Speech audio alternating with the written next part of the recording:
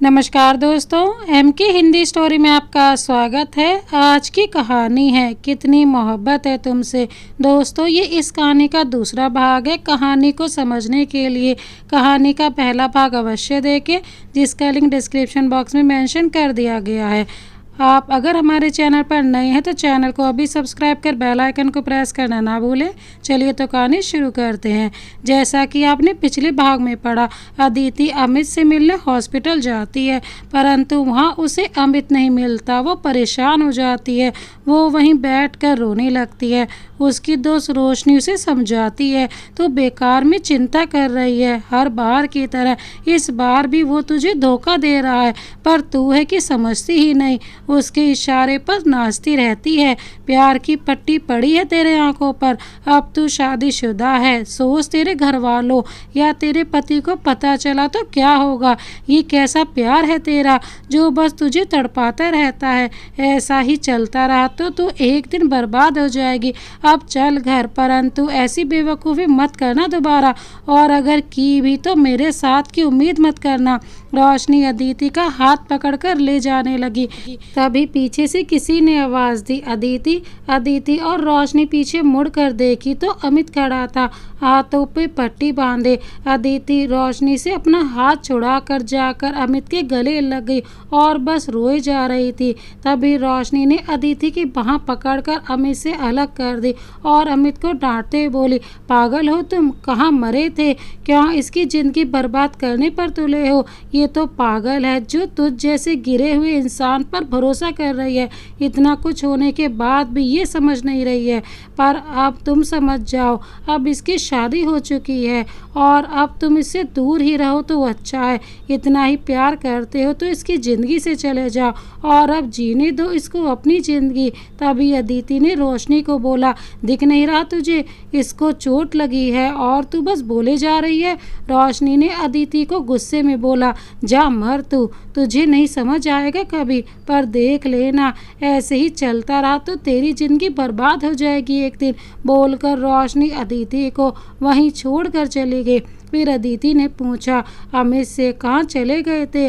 और अब इतनी चोट लगी है तो क्यों हॉस्पिटल से बाहर थे? बस फिर क्या था? अमित रोने लगा अदिति को पकड़कर। अदिति परेशान हो गई। वो अमित का सिर सहलाते बोली, अब बताओ भी क्या हुआ? मैं यहीं तुम्हारे पास हूँ। अमित रोते हुए, अभी हो ना, फिर तो चली जाओगी। मेरा कोई नहीं है तुम्हारे सिवा और मैं बहुत अकेला हूँ। मैं कैसे जी रहा हूँ तुम्हारे बिना मैं ही जानता हूँ। अदिति भी रोने लगी और बोली, मैं हर वक्त तुम्हारे साथ हूँ। तुम्हें जब मेरी ज़रूरत पड़ेगी मैं तुम्हारे लिए वहीं रहूँगी। अदिति धीरे धीरे अमित के जाल में फंसती जा रही थी। अमित तब अपनी ज़रूरत के हिसाब से अदिति को इस्तेमाल करने वाला था और अदिति से समझ नहीं पा रही थी। अमित, क्या कहूँ, मुझे 50,000 रुपये की ज़रूरत है। समझ नहीं आ रहा कहाँ से लाऊं, क्या करूं। पैसों की वजह से ही डॉक्टर ने हमें हॉस्पिटल से निकाल दिया, इसलिए हम बाहर थे, कहकर रोने लगा। अदिति थोड़ी परेशान हुई, फिर बोली, अभी तो मेरे पास पैसे नहीं है। तुम एक काम करो, ये चैन ले लो मेरा और अच्छे से अपना इलाज करवा। अमित, नाना नहीं अदिति, मैं ये कैसे तुमसे ले सकता हूँ? और अब तो तुम शादीशुदा हो, तुम्हारे घर वाले पूछेंगे तो क्या होगा? कहीं सब तुम पर गुस्सा ना हो जाए। तुम ये अपने पास रखो, मैं नहीं ले सकता ये, भले ही मैं अपना इलाज न करवाऊँ। अदिति, मैं सब संभाल लूँगी, तुम ये रखो और इलाज करवाओ। मैं चलती हूँ, अब बहुत देर हो गई है। अंकित आ गए होंगे घर, तुम अपना ख्याल रखना और जब ज़रूरत पड़े मुझे कॉल कर लेना। अमित अदिति का हाथ पकड़कर, थोड़ी देर और रुको ना, अभी तो आई हो। सच में अदिति, मैं बहुत बड़ा बेवकूफ़ था जो तुम्हें सताया, मुझे माफ़ कर देना। अदिति, तुम अपना ख्याल रखो, मैं माफ़ कर दी हूँ। अच्छा, चलती हूँ। अमित, ठीक है, मन तो नहीं कर रहा तुम्हें जाने देने का, पर फिर आना मिलने। अदिति हाँ बोल कर चली गई। इधर अंकित परेशान था। अदिति फ़ोन घर पर ही छोड़ दी थी। सोच रहा था बहुत लेट हो गया, ठीक तो होगी ना वो, ये लड़की भी पागल है। बोला था कि साथ लेकर चलूँगा तो चली गई खुद। तभी अदिति आई और आते ही रोने लगी। अंकित और परेशान हो गया। अंकित, क्या हुआ, रो क्यों रही हैं आप? अदिति बस रोए जा रही थी और अदिति के रोने के साथ साथ अंकित और चिंतित हो रहा था। अंकित, अरे कुछ तो बताइए प्लीज़, घबराहट हो रही है मुझे, सब ठीक तो है? आपकी दोस्त तो ठीक है ना? अदिति, हाँ वो ठीक है, वो हो मेरा चैन। अंकित, क्या हुआ चैन? अदिति, कुछ गुंडे थे, धमकाकर चैन छीन लिए। वो तो मैं और गहने नहीं पहन कर गई थी। अंकित, मैंने बोला था साथ चलेंगे, तो आप सुनेंगी तब ना। चलो आप तो ठीक हो ना? चैन तो दूसरा भी बन जाएगा। अदिति, मैं ठीक हूँ, परंतु चैन के लिए मम्मी जी डांटेंगी।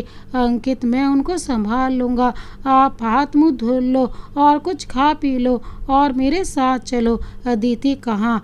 अंकित, पुलिस स्टेशन। और कहाँ? रिपोर्ट करेंगे तो पुलिस इसकी छानबीन करेगी, तो शायद चैन भी मिल जाए और उन लोगों को सबक भी। अदिति डर गई। अदिति को कुछ समझ नहीं आ रहा था, आखिर क्या करे। पुलिस के पास जाने से उसका ही नुकसान था। अदिति ठीक है बोलकर चली गई, परंतु अब भी उसका मन वहीं अटका था। अदिति जानबूझकर अंकित के माँ के पास चले गई। शाम को कमरे में आई, देखा तो अंकित नहीं था। वो रात की सांस ली। थोड़ी देर बाद अंकित आया और अदिति से बोला, कब से इंतजार कर रहा था। अदिति नजरें चुराते, वो मैं काम में व्यस्त थी। अंकित, मैं कुछ लाया हूँ आपके लिए। अदिति, हम अभी आते हैं बोलकर निकल गई। कमरे से पीछे से अंकित आवाज देता रहा। अदिति डर गई थी, बिल्कुल कहीं पुलिस को ना बता दे अंकित, वरना वो भी फंसेगी। अंकित सोचने लगा, कैसी अजीब बिहेव कर रही है। शादी को भी इतने दिन हो गए, कहीं इनको कोई और बात तो परेशान नहीं कर रही। अभी सोच ही रहा था कि अदिति का फ़ोन बजा। अननोन नंबर देखकर अंकित रिसीव कर लिया।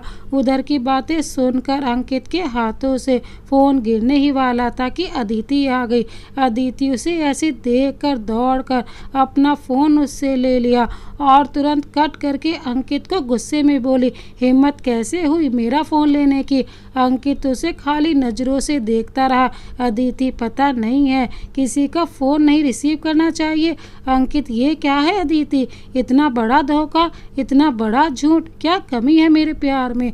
अदिति, कोई झूठ और धोखा नहीं है, मेरा प्यार है अमित, पहला प्यार, उसे बात ही तो करती हूँ। अंकित, चैन की बात। अदिति डर गई, क्या चैन की बात? अंकित, तब भोली मत बनो, और कॉल रिकॉर्डिंग ऑन कर दिया। अमित बिना अंकित की आवाज़ सुने बोला जा रहा था, थैंक यू मेरी जान, चैन की तो फिलहाल का काम चल जाएगा और अपने पति को संभाल लेना।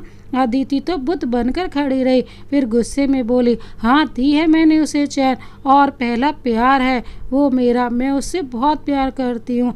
अंकित, और मैं भी तो पति हूँ तुम्हारा। अदिति, ओह, तो अपना रोब जमा रहे हो? अंकित, मैं समझा रहा हूँ, वो धोखेबाज है, समझो मुझे। अदिति, अब समझ रही हूँ कौन क्या है, हमें आपसे प्यार नहीं है बस। अंकित कुछ नहीं बोलता, बस गुस्से से कमरे से बाहर निकल जाता है और अपनी गाड़ी लेकर निकल जाता है। सोचता रहता है और नई चैन को देखता है जो अदिति के लिए लाया था। सोचते हुए अचानक सब धुंधला होता है और उसका एक्सीडेंट हो जाता है। इधर अंकित के घर से निकलते ही अदिति फ़ोन करती है, अमित को सब बता देती है और उसके पास आने को बोलती है।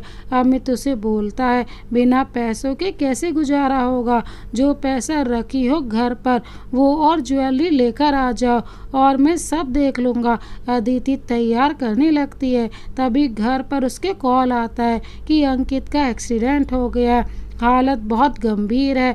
अब अदिति असमंजस में पड़ जाती है, क्या करे, अंकित के पास जाए या अमित के पास? अदिति को कुछ समझ नहीं आ रहा था, वो असमंजस में पड़ी हुई थी, उसका दिमाग बिल्कुल काम करना बंद कर दिया था। अदिति को कुछ समझ नहीं आ रहा था, आखिर क्या करे। एक तरफ उसका प्यार था और एक तरफ उसका पति जो उससे बहुत प्यार करता था। अदिति को कभी अमित याद आता, कभी अंकित, फिर उसे याद आया कि कैसे अंकित ने उसे उसकी हर कमी के साथ अपनाया था और वही अमित ने उसे कई बार धोखा दे दिया था। फिर उसने सोचा अभी मुझे अंकित के पास जाना चाहिए, उसे ज़्यादा ज़रूरत है हमारी। अमित को समझा दूंगी। वो जो कुछ घर में पैसा था अंकित के इलाज के लिए लेकर चली गई। गलती से उसका फ़ोन घर पर ही छूट गया था और सारे घर वाले हॉस्पिटल चले गए थे। घर में ताला देकर इधर अमित लगातार कॉल कर रहा था। वो गुस्से में अदिति के घर गया परंतु वहाँ ताला लगा था। उसे और भी गुस्सा आया। फिर उसे किसी ने अंकित के एक्सीडेंट के बारे में बताया। वो भी हॉस्पिटल पहुँच गया। वहाँ देखा अंकित की हालत गंभीर थी। उसने देखा अदिति एक तरफ खड़ी होकर रो रही थी। वो अदिति के पास गया और एक तरफ चलने को कहा। अदिति पहले मना की परंतु उसके बार बार कहने पर चली गई।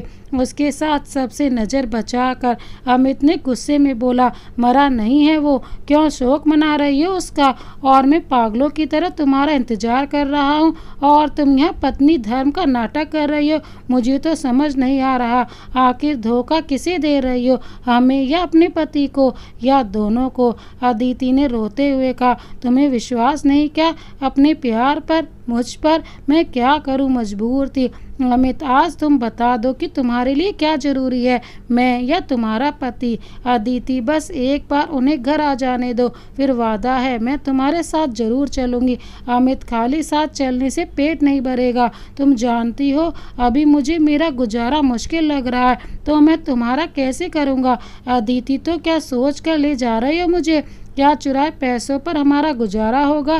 तभी अमित का फ़ोन बजा। अमित फ़ोन देकर थोड़ा घबरा गया, फिर उठाया। उधर से कोई गुस्से में बोला जो कि अमित के चेहरे के भाव को देखकर साफ पता चल रहा था।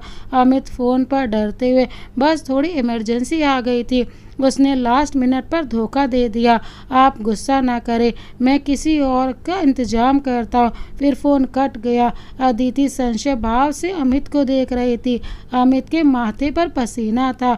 अमित गुस्से में, अब मुँह क्या देख रही हो? जाओ करो अपने पति की सेवा। मेरे सारे किए किराए पर पानी फेर दिया, अब तो नया इंतजाम करना ही पड़ेगा।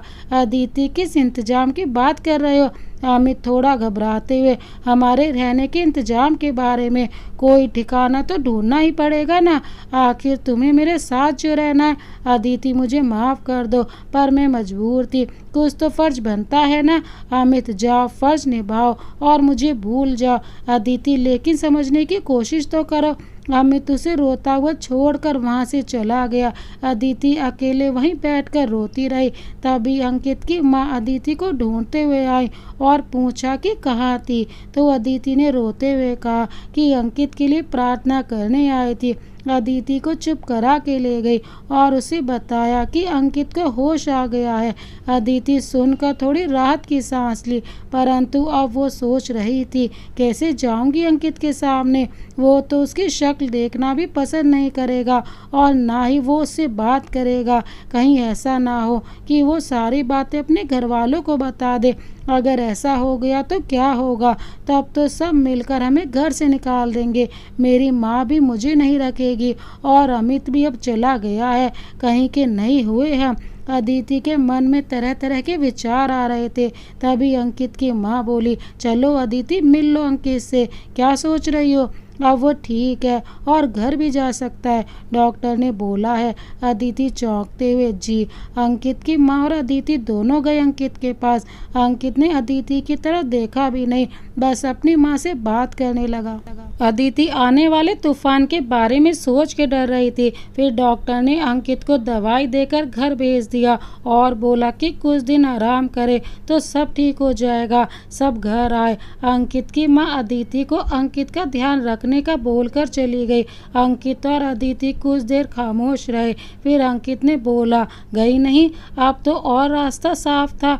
अदिति आराम करो आप, अभी आपको आराम की ज़रूरत है, बाद में बात करेंगे। अभी आप आराम कीजिए। अंकित व्यंग करते हुए, ओहो, मेरी फिक्र कब से होने लगी, कहीं आपका आशिक आपको छोड़कर तो नहीं चला गया फिर से। अदिति कुछ नहीं बोली, चुपचाप चली गई खाना बनाने। फिर खाना बना कर लाई अंकित के लिए। अंकित बोला, रख दो, हम खा लेंगे, ये झूठी हमदर्दी दिखाने की जरूरत नहीं है। अदिति, दवाई भी खाना है, जल्दी खा लीजिए। अंकित, मेरी कब से इतनी फिक्र होने लगी, कहीं फिर से कोई नया प्लान है क्या, कहीं मुझे मार कर उसके साथ जाने का प्लान है क्या। तो मैडम, आपके पास अच्छा मौका था, मार दी होती वही हॉस्पिटल में, आप भी बच जाती और सबकी दया की पात्र भी होती, और शायद सब मिलकर आपकी शादी आपके आशिक से करवा देते। अदिति को अंकित की एक एक बात बाण की तरह लग रही थी, परंतु कहे भी क्या, कुछ कहने लायक भी तो नहीं थी। अदिति रोते हुए जाने लगी। अंकित, अब ये रोने का नाटक मत करो और अपना खाना लेकर जाओ, कहीं इसमें जहर हुआ तो। वैसे चिंता ना करो आप, हम ही चले जाएंगे आपकी ज़िंदगी से। अदिति बेबस नज़रों से अंकित को देखने लगी। अदिति के मन में एक ही बात चल रही थी, ये वही अंकित है जो मुझसे प्यार करता था, कभी गुस्सा भी नहीं किया, पर आज ऐसे। अंकित उसकी बेबस नज़रों को देखकर खुद को रोक ना सका और घर से बाहर निकल गया और सोचने लगा, क्या हो गए हैं हम लोग। हमने कभी नहीं सोचा था कि हम कभी अदिति से इस तरह से बात करेंगे, पर क्या करें अदिति, हम भी मजबूर हैं दिल के हाथों। आप ऐसा क्यों कर रही हैं अदिति, ये कमबख्त दिल भी कब दगा कर बैठे, मेरे होते हुए भी फिर उनका ही तलबगार हो जाएगा जिसकी उनको कदर तक नहीं। अदिति इधर अंकित का इंतजार कर रही थी और अंकित घर नहीं आया। अदिति पूरी रात खाना लेकर बैठी रही, पर अंकित घर नहीं आया। जैसे जैसे रात बीत रही थी, अदिति डर रही थी, कहीं अंकित सच में घर छोड़कर तो नहीं चला गया, कहीं उसने खुद को कुछ कर तो नहीं लिया। तरह तरह के विचार उसके दिमाग में आते। दौड़ के दरवाजे पर तो कभी छत पर जाती, फिर ना जाने कब उसकी आंख लग गई, वो खाने के पास ही सो गई। सुबह जगी तो देखी अंकित उसके पास ही बैठा था। अदिति उसको देख कर रोने लगी, रोते हुए पूछी, कहाँ थे आप, पूरी रात आपका ही इंतजार कर रही थी, बता कर तो जाते। अंकित का दिल पिघल चुका था। अदिति से इतना प्यार जो करता था, फिर भी दिल कठोर करके बोला, अंकित, आप अब ये चिंता का नाटक मत करो, मैं कैसे हूँ, कहाँ हूँ, ये जानने का अधिकार कैसा, जब आप हमें अपना कुछ मानती ही नहीं। अदिति कुछ बोली नहीं, चली गई। अंकित बहुत सोचने के बाद सोचा, एक बार अदिति को फिर से समझाए। तो कुछ दिन बाद अंकित ने अदिति को समझाने की कोशिश की, परंतु वो कहाँ समझने वाली थी। अंकित जैसे जैसे ठीक हो रहा था, अदिति को अमित की चिंता सता रही थी, क्योंकि उसके बाद उसका कॉल नहीं आया। अभी सोच ही रही थी कि कहीं फिर से तो अमित नहीं चला गया उसे छोड़कर, कैसे रहेगी वो उसके बिना। तभी उसके फ़ोन रिंग बजा। वो चौंकते फ़ोन रिसीव की। हेलो मेरी जान, कैसी हो। उधर अंकित ही था। अदिति खुश होते हुए, कहाँ थे, मैं कब से तुम्हें याद कर रही हूँ, तुम हर बार क्यों ऐसा करते हो, हर बार छोड़कर चले जाते हो यूँ अकेले। तुम्हारे लिए मैं अपने पति से लड़ी, अब तो मैं उनसे बोल भी चुकी हूँ कि मैं जा रही हूँ तुम्हारे साथ, और तुम हो कि कुछ पता ही नहीं चलता। इतना इंतजाम कर रहे थे जो इतना देर कर दिए। अदिति लगातार शिकायत कर रही थी। अमित, अरे जानू, थोड़ा सांस तो ले लो या पानी पी लो, क्यों इतने गुस्से में हो गई भाई गलती हमसे, अब मेरे ही सामने मेरी महबूबा किसी और की फिक्र करे तो तकलीफ तो होगी ही ना। मुझे जलन हो रहा था मुझे तुम्हारे भोले पति से, मैं गलती की सज़ा भुगतने को तैयार हूँ। आप जब बोलो मेरे सरकार, मैं आपको अपने पास लाऊंगा। खैर आपके पति का क्या हाल है। अदिति बोले तो ना बोलो उसे, मेरी गलत फहमी थी, मैं उसे भोला समझती थी। वो अब पति होने का रोब जमा रहा है मुझ पर, मुझे बता रहा है कि मैं गलत कर रही हूँ, पर मैं तो बस तुमसे प्यार करती हूँ। मैंने भी बोल दिया कि पति होने का रोब ना दिखाओ। अमित, वाह, मेरे प्यार में इतना दम, शेरनी बन गई जनाब आप तो। तब क्या कहा आपके आपके पति देव ने? अदिति कहेंगे क्या? कहीं गए होंगे या तो सबसे बताने, नहीं तो कोई नया पैतरा आजमाने मुझे रोकने का। अमित अच्छा जी, इतना प्यार करते हैं आपसे? अदिति प्यार नहीं, व्यापार करते हैं। प्यार के बदले प्यार चाहिए उन्हें। अमित तो आजमा लो अपने प्यार को, बोल दो कि मुझे 40 लाख कैश दे दो और मेरा प्यार ले लो। अदिति कैसी बहकी बहकी बात कर रहे हो? पागल हो? मैं बस तुमसे प्यार करती हूँ और ये सब मुझसे नहीं होगा। और ऐसे तुम क्यों बोल रहे हो? मेरा प्यार पैसों के लिए नहीं है कि जो पैसा दिया उसी का हो जाए। अमित होने को कौन बोल रहा है? रहोगी तो मेरी ही, ऐसे तो कैश और तुम दोनों मेरे हो जाओगे ना मेरी पगली। अदिति मतलब समझी नहीं, क्या तुम पैसों के लिए मुझे बुला रहे हो? अमित अरे नहीं, मेरा बिजनेस घोटाले में चल रहा है, बहुत परेशान हूँ अभी। मुझे 40 लाख की ज़रूरत है, वरना मैं कभी नहीं मांगने को कहता तुमसे। अदिति पर इतनी बड़ी रकम कहाँ से आएगी? वो नहीं देंगे। क्या देंगे मुझे? इतना कुछ सुना दिया है तो? अमित ठीक है, मैं लौटा दूंगा, परंतु कहीं से भी इंतजाम कर लो प्लीज़। हाथ और हम दोनों साथ रहेंगे तो सब आसान हो जाएगा। अदिति परंतु ये संभव नहीं है, कहाँ से हो पाएगा? अमित लगभग रोते हुए, वो लोग जान से मार डालेंगे मुझे। अदिति प्लीज़ समझो। ठीक है, तुम्हारी मर्जी, अब मैं रखता हूँ। अगर फुर्सत मिले तो याद कर लेना, जिंदा रहा तो जरूर आऊँगा तुमसे मिलने, नहीं तो एक कफन तो जरूर लेती आना मेरे लिए। अदिति ऐसी मनहूस बात ना करो, अमित अब वक्त ही बताएगा। अपना ध्यान रखना अदिति, मैं बहुत प्यार करता हूँ तुमसे। एक बार जरूर मिल लेना मुझसे, अपने प्यार के लिए मेरी आत्मा को शांति मिलेगी। अदिति प्लीज़ ऐसी बात ना करो। हेलो हेलो, परंतु फ़ोन कट चुका था। अदिति फिर एक बार असमंजस में थी, आखिर करे तो क्या करे। इधर वो अमित को बहुत कुछ बोल चुकी थी और उधर अमित जो उसका प्यार था मुसीबत में था। एक बार फिर अदिति के सामने जटिल समस्या थी। अदिति के सामने आगे कुआं पीछे खाई वाली बात थी। इधर अदिति असमंजस में थी और उधर अंकित का ध्यान अंकित के फ़ोन ने तोड़ दिया था। अंकित फ़ोन बात करते अपने कमरे में आया तो अदिति का भी ध्यान टूटा। अंकित ने अदिति को नज़रअंदाज कर दिया। अंकित बात करके फ़ोन पर अफरा तफरी में निकल गया। इधर अदिति ने अमित को कॉल किया और बोली, एक खुशखबरी है अमित, मेरे मरने पर पार्टी दे रही हो? जले पर नमक मत छिड़को। अदिति ऐसा क्यों बोल रही हो? मुझे पता था तुम पैसों की बात आते ही मुकर जाओगी। मैं ही पागल था जो तुम्हें पागलों की तरह चाहता था और तुमसे उम्मीद कर बैठा था। अदिति अरे बाबा, मेरी बात तो सुनो। 2 दिन में मैं तुम्हारे पास आ रही हूँ, मेरे स्वागत की तैयारी करो। अमित मेरे पास कुछ नहीं है तुम्हारे स्वागत के लिए, मैं तो वैसे भी मर रहा हूँ। अदिति परंतु मेरे पास है लॉटरी, तुम चिंता मत करो, हम सब इंतजाम कर लेंगे। अमित क्या बात कर रही हो? पैसों का इंतजाम हो गया क्या? अदिति ऐसा ही समझ लो। अमित मुझे पता था मेरी जान सब इंतजाम कर लेगी। अदिति उदास होते हुए, परंतु एक बात बताओ, कहीं फिर से तो धोखा नहीं दोगे ना? अमित झेपते हुए, जब तुम्हें शक है तो रहने दो। अब मुझे अपनी गलती का एहसास हो गया है, अब मैं वो गलती दोबारा नहीं करना चाहता। परंतु जब तुम्हें ही विश्वास नहीं तो फिर जाने दो। अदिति ऐसी बात नहीं है यार, परंतु बहुत बार ये दिल टूट चुका है ना। अमित परंतु इस बार नहीं, तुम देख लेना, अब मैं भी तुम्हें यहाँ से दूर लेकर चला जाऊँगा जहाँ कोई ना पहुँचे। अच्छा सुनो, अब फ़ोन रखो, हमें बहुत इंतजाम करने हैं। शर्मा को बताना है कि लॉटरी लग गई है, वो भी 2-2। अदिति कौन शर्मा और कैसी 2 लॉटरी? अमित तुम सवाल बहुत करती हो। शर्मा मेरा बिजनेस पार्टनर, और लॉटरी जान भी बचेगी और मेरी जान भी आ जाएगी मेरे पास।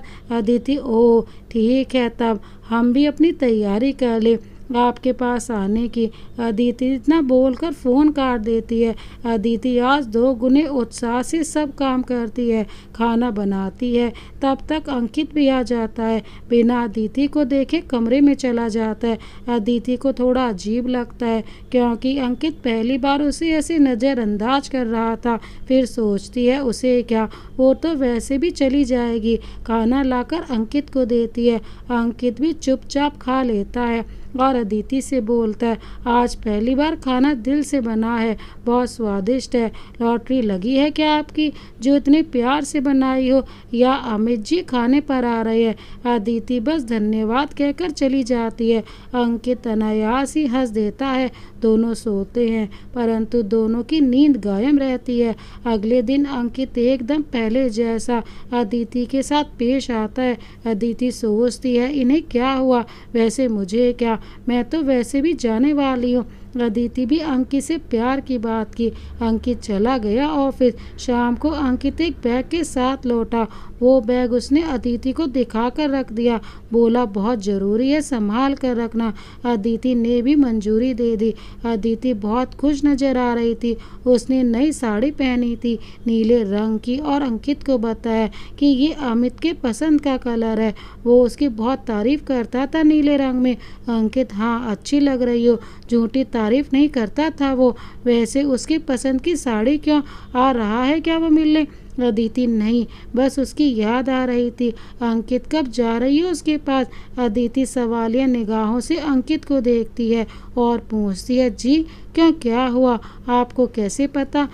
अंकित, क्या कैसे पता, तुम उसके पास जाने को बोल रही थी ना, तो इसलिए पूछा। जब जाना ही है तो चली जाओ, वरना ज़्यादा दिन होने पर और तकलीफ होगी। अदिति जी, चली जाऊंगी, आप अपना ख्याल रखना, और आप बहुत अच्छे इंसान हो। आपको मुझसे अच्छी लड़की मिल जाएगी, और वो जल्द जल्द मिले में दुआ करूंगी, जो आपसे बहुत प्यार करेगी। अंकित, शुक्रिया दुआ करने के लिए, लेकिन मेरी ज़िंदगी में वो एक ही रहेगी और कोई नहीं। वैसे रात बहुत हो गई है, चलो सो जाओ, मुझे जरा अपने एक दोस्त के यहाँ जाना है, कुछ ज़रूरी काम है। अदिति ने खुश होते बोला, ठीक है, तब तो और अच्छा रहेगा। अदिति अंकित के बाहर जाने की बात पर खुश हो जाती है। अंकित हंसते हुए, हाँ, आज इम्तिहान से अमित को याद कर सकोगी। अदिति कुछ नहीं बोली। अंकित वहाँ से चला गया, परंतु अदिति की आंखों में नींद कहाँ थी। वो तो इंतजार कर रही थी अमित के मैसेज का। हजारों ख्याल बनते बिगड़ते रहे। अदिति के फ़ोन पर मैसेज आया। रात के 1 बज रहे थे। अदिति का चेहरा खुल उठा, 2 बैग ली और चुपके से पीछे के दरवाजे से, जो उसके ही कमरे के पास था, वहीं से निकल गई। यहाँ अमित उसका इंतजार कर रहा था। दोनों एक गाड़ी में बैठे और चल दिए एक नए सफ़र की ओर, जहाँ अदिति को अपने सपनों का घर नजर आ रहा था और अमित कुटिल ढंग से मुस्कुरा रहा था। अमित ने कॉल किया, हो गया अपना काम, छोकरी के साथ पैसा, और फ़ोन रख दिया। अदिति, ये क्या बोल रहे हो, और कौन था फ़ोन पर? अमित, मेरा पार्टनर था, अभी तो शुरुआत है बेबी, आगे आगे देखो होता क्या है। अदिति थोड़ी डर गई, कैसी बात कर रहे हो अमित? डरो मत, खुद ब खुद पता चल जाएगा, थोड़ा इंतजार करो। अमित उसे एक सुनसान जगह पर ले गया। वहाँ पहले से ही एक आदमी था। उसने अदिति से बोला, नमस्ते भाभी जी, आप ही का इंतजार हो रहा था, कब से, बहुत लेट कर दिया आने में। कुछ दिन पहले ही आ गई होती तो अब तक हम लोग भी फ्री हो गए होते, नई जगह देखते। अदिति बस उस जगह को देखे जा रही थी। जगह बहुत अजीब थी, दूर दूर तक कोई नहीं, बस सन्नाटा और अंधेरा। अदिति को डर सा लगने लगा। अदिति ने आदमी को देखकर सोचा यही शर्मा होगा, परंतु उसके जवाब में बस मुस्कुरा दी। अदिति ने अमित को बोला, ये कैसी जगह है, यहाँ तो मेरा अभी से दम घुटने लगा, हम तो ज़्यादा देर यहाँ रुक भी नहीं पाएंगे, चलो यहाँ से प्लीज़। अमित, अरे यार, अभी तो आई हो, और कभी कभी इंसान को ऐसी जगह का भी सैर कर लेना चाहिए। अदिति, यहाँ एक पल नहीं रुकना मुझे, चलो यहाँ से तुम प्लीज़। अमित, ओहो, हद है, आप भी मैडम जी, ये हमारा अड्डा है और आप इसे बुरा बोल रही हैं। अरे बाबा, पहले अंदर तो चलो। फिर वो दोनों अदिति को लेकर अंदर जाते हैं। अंदर जाने पर प्रकाश था, थोड़ा और कुछ लोग और भी थे। अदिति डर रही थी और कसकर अमित का हाथ पकड़ लिया था। अमित उसे लेकर एक कमरे में आया और उससे बोला कि वो थोड़ी देर बाद आता है। अदिति, नहीं, मत जाओ, मुझे डर लग रहा है, और ये सब हैं कौन, तुम ऐसी जगह क्यों लाए हो मुझे? अमित गुस्से में, तुम तो हद कर दी हो, कहाँ लेकर जाऊँ तुम्हें, अपनी और तुम्हारी बेइज्जती करवाने? अदिति क्या हो गया है तुम्हें यार, ऐसे गुस्से में क्यों बोल रहे हो। अमित कुछ बोले बिना चला गया। अदिति डरी सहमी थी। तब तक उसे कुछ फुसफुसाहट की आवाज़ आई। वो थोड़ा हिम्मत करके अंदर धीरे धीरे आगे बढ़ी, फिर ध्यान से सुनने लगी। दो लोग आपस में बातें कर रहे थे। पहला, बस अच्छे से पहुंचा दे इन सबको तो तसल्ली हो जाए। दूसरा, हाँ आज इन सबको छोड़ कर आएंगे और कल से खूब ऐश करेंगे। पहला मानना पड़ेगा यार, इस अमित को कैसे कर लेता है ये भाई। इतनी लड़कियां इसके जाल में फंस गई हैं, वो भी कैश के साथ। तब तक अमित भी आ गया और उसका कंधा पकड़ते हुए बोला, भाई टैलेंट चाहिए, बहुत पापड़ बेलने पड़ते हैं, यूं ही नहीं तुम सब ऐश करते। पहला कोई तरकीब हमें भी बताया, हम भी इन छोरियों से पैसा कमा ले तेरी तरह। चार चार को एक साथ घुमाता है और सारी जान छिड़कती हैं तुझ पर। तब तक दूसरा बोला, और ये कमीना है जो अपनी जाल में सबको फंसाकर ऐश करता है। अमित, शिकारी बोल शिकारी, यही तो फंडा है। मस्त जिंदगी जियो, ऐश करो दूसरों के पैसे पर।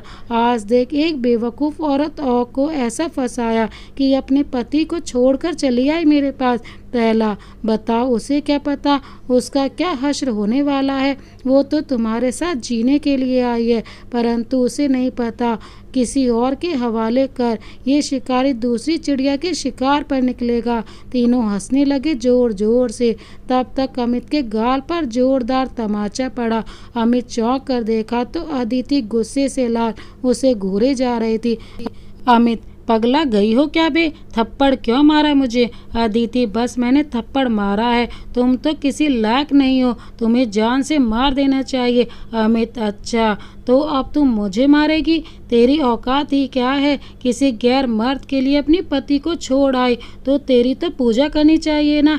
अदिति पागल हो गई थी तेरे प्यार में, तेरे सिवा कुछ नहीं दिखता था मुझे, पर अब तुझसे घिन आती है मुझे। अमित, पागल नहीं अंधी, मैं तो हर वक्त तुझे अपना असली रूप दिखाया, जब ज़रूरत पड़ी तुझे इस्तेमाल किया, पर मैं क्या करूं जब तू ही अंधी हो गई थी, जबकि हर किसी ने तुझे समझाया था अदिति प्यार करती थी तुमसे, सच्चा प्यार। पर तुम्हें क्या पता सच्चा प्यार क्या होता है, तुझे तो सिर्फ पैसों से प्यार है। अमित, तुझे तो बड़ा कद्र है प्यार की, तभी तो अपने पति को छोड़कर मेरे साथ चली आए, वो भी तो तुझसे सच्चा प्यार करता था।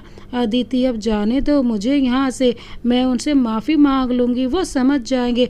अमित, वो समझेंगे कैसे, यहाँ से जाओगी तब ना, वैसे भी जाने का कोई फ़ायदा नहीं, वो रखेगा भी नहीं तुम्हें, तो तुम्हें जहाँ मैं भेजूँगा वहाँ तुझे ऐश रहेगा और यहाँ मुझे। अदिति रोने लगी और बोली, प्लीज़ जाने दो मुझे, तुम्हें हमारे प्यार का वास्ता है। अमित हंसते हुए, हा हा हा, कैसा प्यार, मैंने कभी तुमसे प्यार नहीं किया। अदिति, तो वो सब क्या था जो तुमने हर पल मुझसे कहा। अमित, प्यार में नाटक जानती हो, वही था। लोग कहते हैं जंग में और प्यार में सब चलता है यार, और इसमें एक और वाक्य है, पैसों के लिए भी सब चलता है। अदिति, छी, कैसी सोच है तुम्हारी, ऐसा कौन करता है। सच्चा प्यार करती हूँ मैं तुमसे और तुम मेरे साथ इतना बड़ा धोखा। अमित, कहते हैं ना, ना बाबू ना भैया, सबसे बड़ा रुपया, यही बात है। अब सब जाने ही गई हो तो आज सुबह तक इंतज़ार करो, कल रात में यहाँ से बहुत दूर भेज देंगे तुमको। अदिति, प्लीज़ भगवान के लिए मुझे मेरे घर जाने दो, मुझे मेरे घर जाना है, तुमको जितना चाहिए उतना पैसा दूंगी मैं। अमित, तो ये बात है तो ये पहले ही बोलना चाहिए था, परंतु अब बहुत देर हो चुकी है और तुम्हें पता है तुम्हारी बोली भी लग चुकी है, तो अब नामुमकिन है। और इस बात का भी डर है कि कहीं तुम पुलिस को बता दो तब। अदिति, किसी को नहीं बताऊंगी, तुम्हें प्यार की कसम है, प्लीज़ जाने दो। अमित हंसते हुए, कैसा प्यार, मैंने कभी किसी से प्यार नहीं किया, और तुम जाओगी भी कहाँ, तुम्हारे घर में तो अब तक कितने कलंक लग चुके होंगे और तुम्हारे मायके वालों को भी पता चल गया होगा। अदिति, अंकित सब संभाल लेगा, वो मुझे माफ़ कर देंगे, प्लीज़ जाने दो। अमित तुम्हारा देवता स्वरूप पति जो तुम्हें कभी स्वीकार नहीं करेगा। अदिति बस रोते जा रही थी और वहाँ से जाने की गुहार कर रही थी। अमित, अच्छा अब चुप हो जाओ, एक और सरप्राइज है तुम्हारे लिए। अदिति सवालिया नज़रों से अमित को देखती है। अमित ने किसी को आवाज़ देकर बुलाया, जिसे देखकर अदिति की आंखें फटी रह गई। अदिति ने सोचा भी नहीं था कि वो शख्स भी अमित से मिला होगा। अमित, इनसे मिलो, इन्हीं की मदद से तो मैं आप तक पहुंच पाया और हर गतिविधि पर नज़र रखी और आज ये मुकाम मिला। दोनों हंसने लगे। अदिति उस शख्स को देखकर चौंक जाती है, क्योंकि वो और कोई नहीं, अंकित का भाई अविनाश रहता है। अदिति चौंक कर पूछती है, अविनाश तुम भी इससे मिले हुए हो? तुमसे ये उम्मीद नहीं थी। अविनाश, अब आप भी उम्मीद और अविश्वास की बात करती है, जिसने खुद अपने पति को, इतने प्यार करने वाले पति को छोड़ दिया, वो विश्वास, प्यार और उम्मीद की बात कर रही है। अदिति, मेरी तो मत मारी गई थी, जो बार बार इस धोखेबाज पर विश्वास करती रही। प्यार का भूत जो सवार था। तभी पीछे से कोई बोलता है, प्यार का मतलब भी तुम जानती हो अदिति? अदिति चौंक कर, तुम? हाँ मैं। वो क्या है ना, प्यार में सब जायज़ है। तो मैं भी अविनाश से प्यार करती हूँ और अविनाश के लिए इतना तो कर सकती हूँ। अदिति, तुम तो बता सकती थी मुझे, मैं तो पहले भी समझ आ चुकी थी तुम्हें, पर तुम्हें मेरी बात कहाँ समझ आती थी। अमित के झूठे प्यार का भूत जो सवार था, वो और कोई नहीं, अदिति की दोस्त रोशनी थी। अदिति, पर तुम एक बार कहकर रोने लगी। तीनों हंसते हैं। रोशनी, बहुत समय निकल चुका है, अब तो तुम कहीं की नहीं रही। अदिति बस रो रही थी। उसे कमरे में बंद करके तीनों चले गए वहाँ से। इधर अदिति अंकित को याद करके रोए जा रही थी। अदिति सोच रही थी, कितनी बड़ी बेवकूफ़ है वो, जो अंकित के सच्चे प्यार को ना मानकर अमित के झूठे प्यार पर विश्वास करती थी। अब तो वो कहीं की नहीं रही। रोशनी सच बोल रही थी, परंतु ये रोशनी और अविनाश कैसे मिल सकते हैं अमित से? रोशनी हमें धोखा कैसे दे सकती है? और अविनाश कितना भोला बनता है, बस कैसे भी करके ये अविनाश की सच्चाई हम अंकित को बता पाते। पर अंकित तो अब मेरा नाम भी नहीं सुनना पसंद करेगा। आखिर हम भी तो अंकित को धोखा दिए हैं। सोचते सोचते अदिति सो जाती है और नींद में भी बोलती है, हम नहीं जाएंगे, हम नहीं जाएंगे। तभी अचानक से वहाँ भागो भागो की आवाज़ आती है और अमित आकर हड़बड़ी में अदिति को जगाता है। अदिति समझ नहीं पाती और चिल्लाने लगती है, हम नहीं जाएंगे। तब तक उसके सिर पर चोट लगती है और अदिति बेहोश हो जाती है।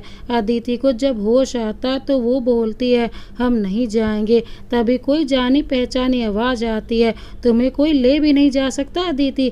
अदिति चौंक कर देखती है तो अंकित उसके सिर के पास बैठा रहता है। अदिति अंकित को देखकर चौंक जाती है। अदिति, तुम मुझे सजा दोगे ना? पुलिस को दे दो ना मुझे, पर सुनो ना, जेल में रह लूँगी, पर उस अमित से बचा लो मुझे। अंकित, अब तुम कहीं नहीं जाओगी, बस मेरे पास रहोगी, और मेरी बीवी हो तो किसी और के यहाँ क्यों जाने दूंगा मैं?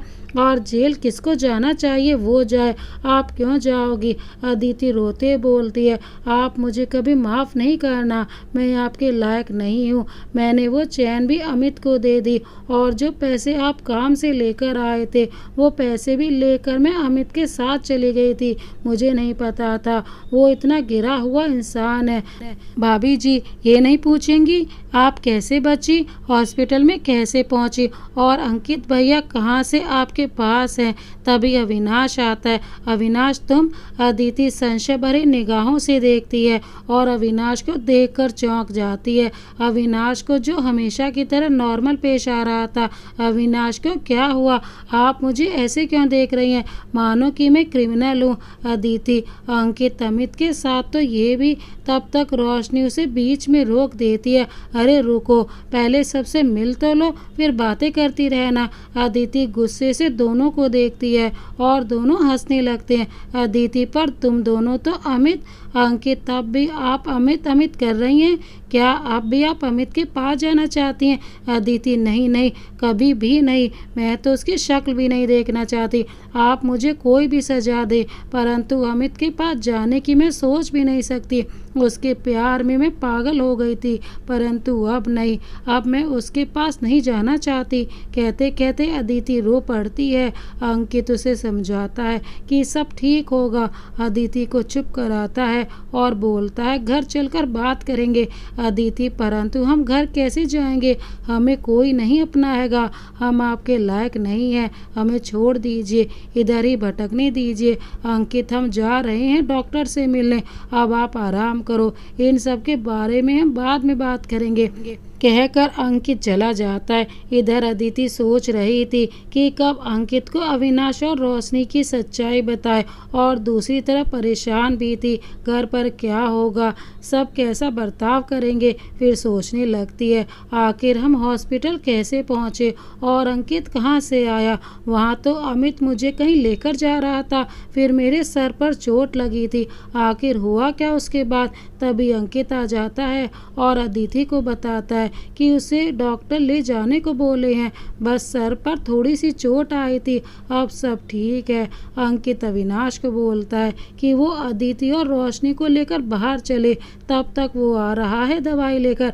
अविनाश, अदिति और रोशनी तीनों बाहर जाते हैं। तब अदिति रोशनी और अविनाश से पूछती है कि तुम दोनों ऐसा क्यों किए हो अंकित के साथ, वो तो इतना अच्छा है, कितना भरोसा करता है दोनों पर। रोशनी तुम पर भी तो करता था, तुमने क्या किया उसके साथ। अदिति मत मारी गई थी मेरी, परंतु अब बस तुम दोनों के बारे में मैं अंकित को बताऊंगी, तुम्हारा सच में अंकित के सामने लाऊंगी। अविनाश, अरे भाभी रिलैक्स, आप पहले घर तो चलो, अंकित आपको अपनाएंगे ही नहीं, वो बस फॉर्मेलिटी पूरी कर रहा है। और आपको क्या लगता है आप सुरक्षित हो, आप भूल रही हैं आप मेरे साथ हैं, और अमित का अधूरा काम हम पूरा करेंगे, अमित भी जल्दी छूट कर आ जाएगा। अदिति, अंकित ऐसा नहीं करेंगे, रोशनी कौन ऐसी बहू को रखेगा जो बहू अपने आशिक के साथ भाग गई हो, और कौन ऐसी पत्नी को स्वीकार करेगा। अंकित को बहुत लड़कियां मिल जाएंगी। अदिति रोने लगती है, उसे सच में लगने लगता है, वो सोचने लगती है अब क्या करे। अदिति बहुत परेशान थी, अदिति को कुछ समझ नहीं आ रहा था, उसे रोशनी और अविनाश की सारी बातें सच लग रही थी। तभी अंकित आया और अविनाश से बोला, अब ये ठीक है, इन्हें इनके मायके छोड़ आओ, मैं कॉल करके बता दे रहा हूँ कि ये लोग जा रहे हैं। अविनाश मुस्कुराते हुए हाँ बोल दिया। अदिति को फिर एक डर सताने लगा, उसे लगा सच में अंकित और उसके घर वाले उसे नहीं अपनाएंगे। वो अंकित की तरफ बेबस निगाहों से देखी। अंकित ने उसे कुछ दवाई देकर समझाया कि ये समय समय से खा लेना और अपना ध्यान रखना, बोलकर वहाँ से चला गया। अदिति बोल भी ना पाई और बस रोने लगती है। अविनाश, अब चलिए, यहाँ बैठकर रोने से वो वापस नहीं आएंगे, आपको अपने कर्म के फल भुगतने हैं। अदिति कुछ नहीं बोलती है, चुपचाप उन दोनों के साथ चली जाती है। पूरा रास्ता यही सोचते निकल जाता है कि वो घर जाकर वो क्या बोलेगी, कैसे सबको समझाएगी, उसकी माँ भी कहीं उसे ना निकाल दे, वो जाएगी कहाँ, कैसे रहेगी। उसके मन में आत्महत्या करने की बात आती है। इसी कश्मकश में उसका घर आ जाता है। दरवाजे पर सबको देखकर चौंक जाती है, क्योंकि उसने नहीं सोचा था सब उसका यूं स्वागत करेंगे। अविनाश उसको वहीं पर छोड़ रोशनी को लेकर जाने लगता है। सब उसे रुकने को बोलते हैं, पर वो जरूरी काम बताकर चला जाता है। अदिति का स्वागत सब खुले दिल से करते हैं। अदिति को यकीन नहीं होता, वो अपनी माँ को पकड़कर रोने लगती है। अदिति की माँ रोते हुए, अब चुप ही भी हो जाओ, हो गया बस। कोमल अदिति की छोटी बहन थी। अरे माँ, ये आपके लिए नहीं, जीजू के लिए रो रही है। अदिति कुछ नहीं बोलती, बस रोती ही रहती है। सबको लगता है ज़्यादा दिन पर आई है इसीलिए रो रही है। अदिति की माँ उसे चुप कराकर कमरे में ले जाती है और पूछती है कि उसे कोई ससुराल में तकलीफ तो नहीं है। अदिति सोचती है, क्या अंकित ने किसी को कुछ नहीं बताया। अदिति अपनी माँ के गोद में सर रख कर रोने लगती है और बोलती है, नहीं माँ, वो लोग बहुत अच्छे हैं, मुझे माफ़ कर दो माँ। अदिति की माँ संशय से उसे देखती है और पूछती है, क्या हुआ, कुछ बताएगी। बस रोते ही जा रही है जब से आई है। अंकित तो ठीक से रहता है ना, तुम दोनों के बीच सब ठीक तो है ना। अदिति समझ जाती है कि अंकित ने घर पर कुछ नहीं बताया। वो सोचती है माँ को सब बता देना ही उचित है। तभी तभी अंकित का कॉल आता है अदिति की माँ पर। अंकित, आंटी अदिति पहुँच गई ना अच्छे से? उसने कॉल करके बताया भी नहीं और मैं कर रहा हूँ तो रिसीव भी नहीं कर रही। अदिति की माँ, हाँ आ तो गई, पर जब से आई है बस रोई जा रही है। सब ठीक तो है ना वहाँ? आप दोनों के बीच कुछ हुआ तो नहीं? अंकित, अरे नहीं आंटी, ज़्यादा दिन बाद गई है ना तो इसीलिए रो रही होगी। बहुत दिन से आपको याद करके रो रही थी। अदिति की माँ, अच्छा अच्छा, मैं तो डर गई थी। ये लड़की भी ना डरा देती है। ठीक है, आप बात कर लो अदिति से। अदिति की माँ अंकित जी से बोलती है।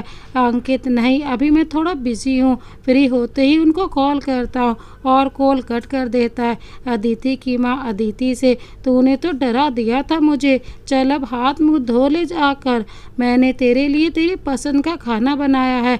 अदिति, आपको पता था क्या पहले से कि मैं आने वाली हूँ? अदिति की माँ, हाँ 2 दिन पहले ही अंकित ने कॉल करके बता दिया था। तुझे नहीं पता था? अदिति आश्चर्य से, 2 दिन पहले? अदिति की माँ, हाँ जब तुम लोग घूमने के लिए गए थे, हमें तो लगा अंकित भी आएंगे, परंतु उन्होंने बताया कि उन्हें कुछ काम है। पर तू ऐसे पूछ रही है जैसे तुझे कुछ पता ही नहीं। अदिति, हाँ वो भूल गई थी मैं। तभी उसकी छोटी बहन कोमल वहाँ आती है और बोलती है, हाँ क्यों नहीं, आपको जीजू के अलावा कहाँ कुछ याद रहता है? अदिति की माँ, चल चुटकी बाद में लेना, पहले उसको कुछ खा लेने दे और आराम करने दे, थक गई होगी। कोमल, क्या माँ, तभी से आप बातें कर रही थी, मुझे नहीं करने दोगी? अदिति की माँ, देख उसे चोट भी लगी है, बाद में बात कर लेना, अभी तो यही रहेगी ना? कोमल, अरे हाँ, आप आराम करो और दवाई खा लो, आपको देखकर आपके चोट के बारे में पूछना भी भूल गए। अदिति की माँ, आ जाओ अब चलो कुछ खाकर आराम कर लो। अदिति की माँ और कोमल चले जाते हैं।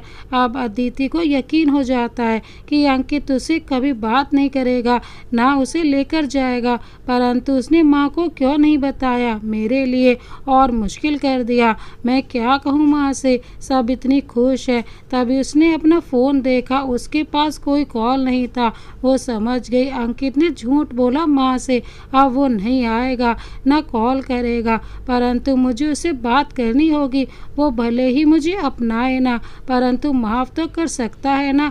और भी बहुत सवाल है, आखिर हम अस्पताल कैसे पहुँचे, और जब उसे मुझे छोड़ना ही था तो मुझे और मेरी माँ को बताया क्यों नहीं, और मुझे अस्पताल में दिलासा क्यों दिया, और अविनाश की सच्चाई भी बतानी है। तभी अदिति की माँ आवाज़ लगाती है, अरे अदिति, अब आ जाओ, खाना खा लो, दवाई का समय हो गया है। अदिति बेमन से जाती है। अदिति सोचती है आज नहीं तो कल माँ को सब पता चलेगा ही, तो आज ही बता देते हैं, लेकिन माँ को खुश देखकर नहीं बता पाती है। सब खाना खाकर अपने अपने कमरे में चले जाते हैं। अदिति और कोमल एक कमरे में जाते हैं। फिर कोमल बात करना शुरू करती है, आपको पता है आपके जाने से पहले मैं इतनी खुश थी, आप चली जाओगी तो आपका सब कुछ मेरा हो जाएगा, परंतु अब बिल्कुल अच्छा नहीं लगता, अब सोचती हूँ किससे लड़ूंगी। अदिति, अब फिर से मैं आ गई। कोमल, क्या आ गई? बस कुछ ही दिनों के लिए ना, फिर तो चली जाओगी। अदिति, नहीं, जब तुझे इतना बुरा लग रहा है तो रुक जाती हूँ। कोमल, अरे तू तो सीरियस हो गई, मैं मजाक कर रही थी। वैसे दीदी ये बताओ, जीजू तो बहुत अच्छे हैं, तू उनके साथ तो बहुत खुश होगी।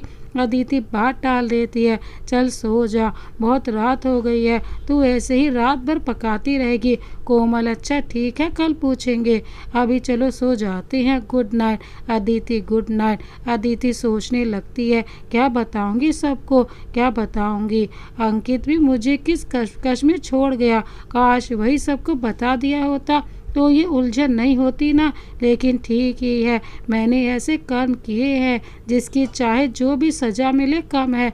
अदिति रोते हुए सो गई। अगले दिन सुबह भी कोशिश की अपनी माँ को बताने की, परंतु बता नहीं पाई। अंकित के भी कॉल का वेट की, परंतु उसने कॉल नहीं किया। इधर से अदिति ने कॉल भी किया परंतु अंकित ने रिसीव नहीं किया। अदिति सोच रही थी अंकित ने कुछ बोला भी नहीं, बस यूं ही मुझे छोड़ गया। इसमें उसकी भी कोई गलती नहीं है, मैं हूँ ही ऐसी। परंतु मुझे उससे मिलना होगा, बात करनी होगी। भले ही वो मुझे ना साथ रखे परंतु उसे माफ़ी तो मुझे मांगनी है। फिर अदिति ने मैसेज किया अंकित को, हाँ गलत हूँ मैं, गलती का एहसास भी है मुझे, परंतु मुझे आपसे एक बार बात करनी है। अगर आपने सच में मुझे प्यार किया है तो प्लीज़ एक बार मिल लो आप। मैं नहीं बोलूँगी कि आप मुझे अपने साथ ले चलो, मैं भी अपनी गलती की प्रायश्चित करना चाहती हूँ परंतु एक बार मिलना चाहती हूँ, उसके बाद मैं खुद सबसे दूर चली जाऊंगी। उसके बाद वो अंकित के मैसेज का इंतज़ार करती है परंतु आता नहीं उसका मैसेज। अदिति उदास रहती है। उसकी माँ उससे पूछती है आखिर क्या बात है, देख रही हूँ जब से आई है ऐसे ही मन मार कर रहती है, कुछ हुआ है तो बता। अदिति अपनी माँ को पकड़ कर रोने लगती है। उसकी माँ परेशान हो जाती है। तभी कोमल आती है, उन दोनों से बोलती है अरे दोनों यहाँ बैठकर आंसू बहा रही हो, पता था क्या जीजू आने वाले हैं? देखो हमको कोई नहीं बताया कि अब ये चली जाएगी फिर ससुराल। अदिति और उसकी माँ दोनों चौंक जाती हैं। बाहर जाकर देखती हैं तो अंकित बैठा रहता है। अदिति अंकित को देखकर खुद को रोक नहीं पाती, जाकर गले लगकर रोने लगती है। अदिति रोते हुए आप क्यों ऐसा कर रहे हैं? मानती हूँ गलती, हमेशा से गलत किया है मैंने, पर अब आपके प्यार और आपको समझ पाई हूँ।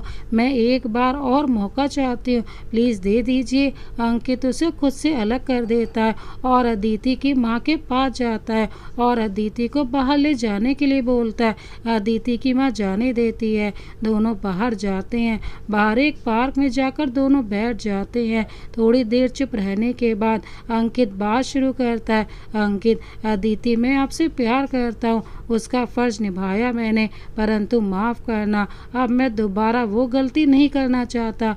आपने एक बार भी सोचा कि आपके इस घिनौने कदम से कितनी जिंदगियां बर्बाद होंगी? आपके घर वालों पर क्या गुजरेगी? हमारा क्या होगा? नहीं ना, अब मैं क्यों सोचूं आपके बारे में?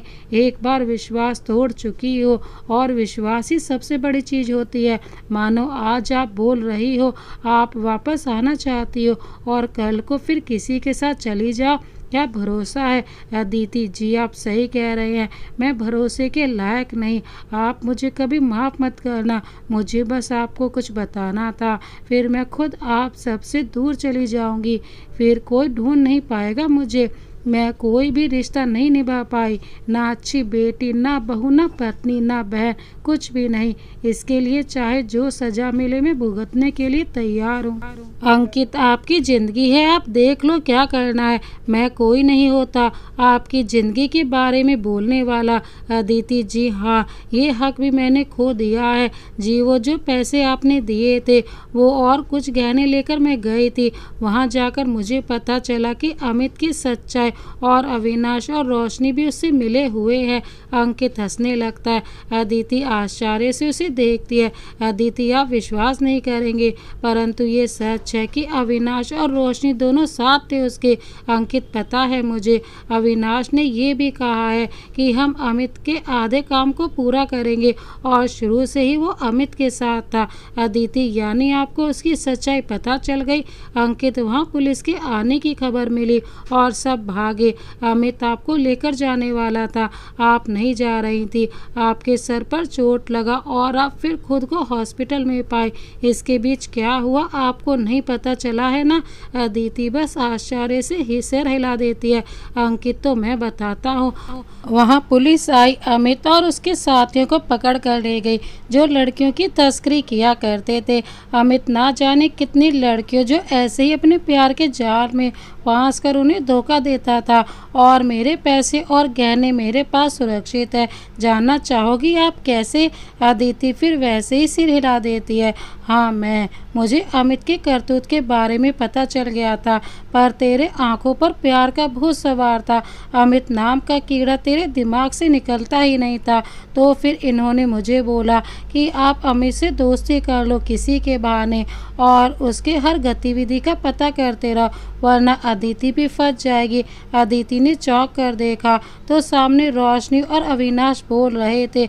अदिति आश्चर्य से, फिर अविनाश, फिर मैंने अमित से कैसे भी करके दोस्ती की, विश्वास जमाया उस पर, फिर जाकर पता चला कि वो आपसे पैसे ऐंठने वाला है। फिर मैंने रोशनी को बताया कि कहीं भैया को कॉल करने पर उसे शक ना हो जाए। अंकित, फिर रोशनी ने मुझे बताया कि अमिताभ से पैसे मांगा है। फिर हमने सोचा ये सबसे अच्छा मौका है उसकी सच्चाई आपके सामने लाने का। फिर हमने पैसे का इंतजाम करके जानबूझकर आपको लाकर दिए ताकि आप उसे लेकर जा सके और हम सब कामयाब हो, और हुआ भी ऐसा ही। फिर हमने उस पैसे वाले बैग में एक माइक्रो कैमरा लगाया जिससे हर गतिविधि का पता चलता रहे। अविनाश, और एक माइक्रो कैमरा हमने अमित की घड़ी में लगाया था। रोशनी इससे उस सब पर आसानी से नज़र रख रहे थे। अंकित, फिर सही समय देखकर हम पुलिस को लेकर वहां पहुंच गए। फिर तो आपको पता ही है क्या हुआ। रोशनी, और तुम्हारे सर पर चोट अमित से हाथापाई करने में लगी। जब तुम छुड़ा रही थी तो अचानक से उसके हाथ से तुम्हारा हाथ छूटा और दीवार से टकरा गई। अविनाश, तो ऐसे ही हुआ ये सब कुछ। अब तो आपको कोई शिकायत नहीं करनी हम दोनों की। रोशनी, हाँ, और जो हुआ सो हुआ, अब उसे भूल जाना चाहिए। जो अगर कभी बुरा होता उसमें कुछ अच्छा भी होता है, जैसा कि हमारे साथ। रोशनी ने अविनाश की तरफ देखते हुए बोला। अविनाश, हम और रोशनी आपकी वजह से ही मिले। आपको बचाने के लिए बात करते करते प्यार हो गया और फिर अब हम शादी करने वाले हैं जिसमें आपको भी आना है। रोशनी, हाँ, तेरी वजह से ही इतना अच्छा लड़का मिला है मुझे, बिल्कुल अंकित जीजू जैसा। दोनों हंसने लगते हैं। अदिति की आंखें भर आती हैं। फिर अंकित की तरफ देखती है जो थोड़ी दूर जाकर खड़ा हो गया था। अदिति के मन में अंकित के लिए और प्यार आ गया था। वो अंकित के पास गई। अंकित समझ गया, पीछे मुड़ा और अदिति से उसने बोला, अब हमें घर चलना चाहिए। आपकी और हमारी दोनों की बात पूरी हुई। अब आप फ्री हैं, कोई प्रॉब्लम नहीं है। अदिति, है ना, मुझे आपके साथ चलना है, बस एक मौका चाहिए। मैं आपको आपके हिस्से का प्यार देना चाहती हूँ। आपने अपने हिस्से का प्यार निभा लिया, अब मुझे भी मौका दे दीजिए। अदिति रो रही थी। अंकित, जो उससे आज भी प्यार करता था, वो चाहता तो वो उसे अपने साथ ले जाए, परंतु उसने हिम्मत करके अपनी गाड़ी की तरफ बढ़ गया और अदिति को भी बोला चलने को। फिर अदिति के घर लाकर अदिति को छोड़ा और बोला, हाँ, घर पर किसी को पता नहीं है इन सब चीज़ों के बारे में। मैंने बोला कि हम दोनों घूमने गए हैं, ना मेरे घर ना आपके घर, तो मेहरबानी करके अविनाश और रोशनी की शादी तक आप भी चुप रहिएगा, फिर मैं आपको तलाक के पेपर भेज दूंगा। अदिति रोते हुए, लेकिन तलाक? अंकित, अब बहुत देर हो चुकी है, घर वालों को मैं बोल दूंगा, मेरी गलती है, आप इसकी चिंता मत करिएगा, कहकर अंकित वहां से चला गया। अदिति उसे तब तक देखती रही जब तक वो उसके आंखों से ओझल नहीं हो गया। अदिति के मन में अंकित के लिए इज्जत और प्यार दोनों बढ़ गया था, परंतु अब कोई रास्ता नहीं था। बस बेबस नज़रों से अंकित को देखती रही। अंकित चला गया था। अदिति अभी दरवाजे पर खड़ी ही थी। उसने अदिति को पकड़ कर हिलाया। दी, कहाँ खोई हो और जीजू कब गए? आपने अंदर भी नहीं बुलाया, मुझे उनसे ढेर सारी बातें करनी थी। अदिति मानो नींद से जागी हो। नहीं, कुछ नहीं, चल अंदर, चल अंदर चलते हैं। अंदर आए तो अदिति की माँ उसे संशयित नज़रों से देख रही थी। अदिति समझ गई जो कुछ थोड़ी देर पहले हुआ। जब अंकित आया और अदिति खुद को रोक ना सकी, इन सब की वजह से ही माँ ऐसे देख रही है। तभी अदिति की माँ ने उससे बोला, आ गई तू और अंकित नहीं आए? अदिति सकपका गई। नहीं माँ, उन्हें कुछ काम था तो जल्दी जल्दी में निकल गए। अच्छा, हमसे मिलकर तो जाते। अच्छा सुन, चल, मुझे कुछ बात करनी है। अदिति के माँ ने उसकी तरफ गौर से देखते हुए कहा। अदिति समझ गई कि उसकी माँ उससे उसी बारे में बात करेगी, तो उसने बात टालते हुए कहा, अरे माँ, बहुत थक गए हैं हम, थोड़ा आराम करना चाहते हैं, फिर बैठकर खूब सारी बातें करेंगे। ठीक है। अदिति की माँ, ठीक है, चल तू आराम कर ले। अदिति अपने रूम में चली जाती है, परंतु उसे नींद कहाँ आती है और चैन कहाँ, बस रोती रहती है। सोचती है, मेरी एक गलती ने मुझसे अंकित जैसे हमसफ़र को छीन लिया। सच, एक प्यार निभाना कितना महंगा पड़ा मुझे। उसको खो दिया जिसने मेरी हर गलती से प्यार किया, जिसने मुझे हर कमी के साथ अपना बनाया, जिसने मेरी हर कदम पर मेरा साथ दिया। सच, अंकित ने तो अपने सारे वचन निभाए, पर मैं क्या की एक वचन ना निभा पाई। कैसी औरत हूँ मैं। हमारी शादी को 6 महीने होने को आए, पर मैं आज तक अंकित जी को अपने पति के रूप में स्वीकार नहीं कर पाई, और आज जब मैं स्वीकार करना चाहती हूँ तो वो नहीं कर रहा। परंतु इसमें उसकी भी कोई गलती नहीं है, मैं अपनी ही वजह से उसे खो दी हूँ। ये क्या, इससे भी बदतर सजा होनी चाहिए मेरी। वैसे भी बस रोशनी और अविनाश की शादी हो जाए, मैं खुद चली जाऊंगी सबसे दूर, सबकी ज़िंदगी से दूर। शायद यहाँ रहने पर अंकित अपनी ज़िंदगी में आगे न बढ़ पाए। तभी कोमल आई। अरे दी, आप रो क्यों रही हो, क्या हुआ? जीजू ने कुछ बोला क्या? झगड़ा हुआ है क्या आप दोनों का? अदिति कोमल को पकड़कर रोने लगती है। कोमल घबरा जाती है। अरे दी, क्या हुआ, बताइए तो, ऐसे क्यों रो रही हो? रुक, कभी माँ को बुला कर लाती हूँ। कोमल जाने लगती है, तभी अदिति उसका हाथ पकड़ लेती है। नहीं रुक, बस ऐसे ही रोना आ गया, माँ से मत बोल कुछ, वरना वो परेशान होगी। कोमल पर कुछ बताएगी। हुआ क्या, सब ठीक तो है ना तेरे और जीजू के बीच? अदिति, हाँ मेरी माँ, सब ठीक है, बस याद आ गया था कुछ। कोमल, चल हट, झूठ मूठ का हमको परेशान की, हम तो डर गए थे, पहले ही बोल दी होती। जीजू की याद आ रही है, रुक कभी कॉल करती हूँ उनको। और अदिति का फ़ोन उठा लेती है। अदिति उसे फ़ोन छीन लेती है। नहीं, उनको कॉल मत कर, वो बिजी होंगे, शाम को कर लेना। कोमल, ठीक है, अब चल बाहर। अदिति मुंह धोकर कोमल के साथ बाहर जाती है और सोचती जाती है, कहीं माँ न मिल जाए। बाहर उसकी माँ बैठी रहती है। अदिति को देखकर बोलती है, आराम कर लिया तूने, अब जा कुछ खा ले, फिर आ मेरे पास। अदिति बात टालते हुए, माँ बहुत दिन हो गए कहीं बाहर गए हुए, हम और कोमल थोड़ा घूम कर आते हैं। और दोनों चली जाती हैं। अदिति के माँ सोच रही थी, जरूर कोई गड़बड़ है, चलो शाम को पूछ लूँगी। शाम को दोनों आती हैं, फिर कैसे भी इधर उधर का बहाना बनाकर अदिति सो जाती है। अब अदिति अपनी माँ से थोड़ी दूरी बनाकर रहने लगती है। अदिति की माँ जैसी अदिति सुबह नहा धो कर आती है, खाना खाने के बाद तुरंत उसकी माँ बोलती है, आज तू सच सच बता, बात क्या है? देख रही हूँ जब से आई है उदास रह रही है, और उस दिन अंकित को देखकर इतनी भावुक हो गई, ऐसा लग रहा है तुम दोनों के बीच कुछ हुआ है। अदिति डर गई, आखिर क्या बताए डरते हुए। नहीं तो ऐसा कुछ नहीं है, एक बुरा सपना देखकर डर गई थी। अदिति की माँ, अच्छा, बुरा सपना देखकर अपने ससुराल से आई थी, जब से आई है उदास रह रही है, मुझे कुछ बताती भी नहीं है, और तू मुझे कुछ बताने वाली भी थी। अदिति जी, कुछ नहीं, बस यूं ही। अदिति की माँ चुपचाप बताती है कि तभी अदिति बीच में बोलती है, माँ आपको बताना भूल गई थी, रोशनी और अविनाश की शादी हो रही है, आज बता रही है आंटी को, मैं कार लेकर आई हूँ। रोशनी तभी बोलती है, अदिति की माँ, अरे रोशनी बेटा, तुम आओ आओ, शादी की बहुत बहुत बधाइयाँ। रोशनी, आंटी जी, सिर्फ बधाइयाँ देने से नहीं होगा, आपको और सबको घर भी आना होगा।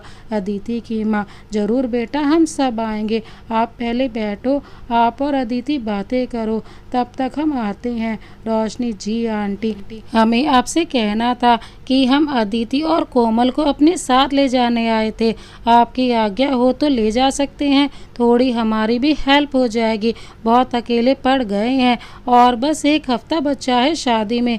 अदिति की माँ, अब तो आप अदिति की दोस्त के साथ साथ देवरानी भी हो, परंतु वहाँ भी तो इसकी ज़रूरत पड़ेगी। रोशनी, मैं वहाँ सबको बोल दी हूँ, सब मान गए हैं। अदिति की माँ फिर ले जाओ। अदिति से रोशनी बोलती है चल पैकिंग कर ले और कोमल को भी बुला लाती है। अदिति मना करती है कि उसे नहीं जाना, परंतु रोशनी की कसम की वजह से वो तैयार हो जाती है। फिर कोमल और अदिति साथ चले जाते हैं। वहाँ अदिति उदास ही रहती है। वो रोशनी के घर पर बहुत उदास उदास ही रहती है।